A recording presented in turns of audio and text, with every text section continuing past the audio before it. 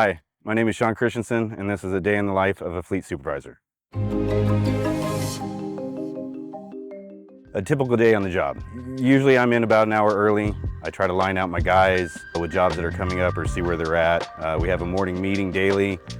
At that point, it's putting out basically whatever is priority first. Here at this shop, at the union shop, we take care of public safety vehicles, which is police and fire. So we try to do our best to get those that are needed right there and on that shift done and ready to rock and roll. Something in my job I don't think the public realizes is we take care of, between the two shops, over 600 vehicles, basically for the whole city.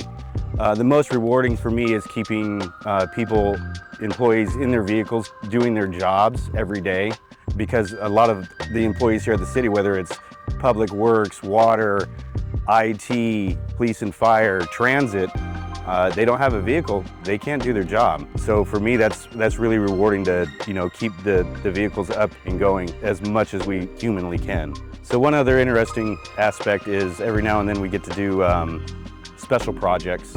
One that I took on, I got with retired Fire Chief Matt Lukenbach and asked if I could pull out one of their original fire trucks. It's a 1932 American La France. They call it the Old Man. Didn't know what shape he was in. My crew and I went over, got him here. I spent about 6 to 8 months just going through to see if it was even possible to get him back on the road. So over the last 3 years, I volunteered my time and worked on him as much as I could when I could.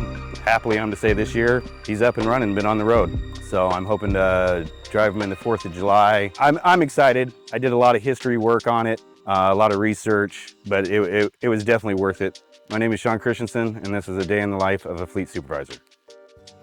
To view more programs like this, follow the City of Fairfield on YouTube, Twitter, Instagram, and Facebook.